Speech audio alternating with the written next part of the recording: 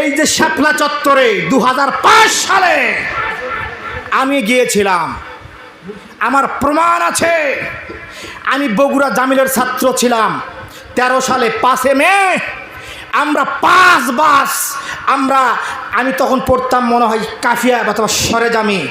আমরা গিয়েছিলাম এই শাপলা চত্বরে।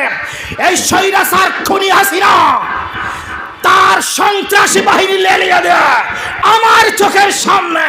একজন না, দুইজন না, আমি স্বচক্ষে দেখেছি 20 জনকে গুলি করে শহীদ করেছে। আমি নিজেও গুলি খাইছি। চলেন আমি ঠিকানা দিচ্ছি, আমার নাম্বার নেন 01737313382। আমার বাড়ি পর্যন্ত যাবে না, এলাকায় 6 লাভ হয়ে গেছে। আমার দাদা মুক্তিযোদ্ধা ছিল। এখন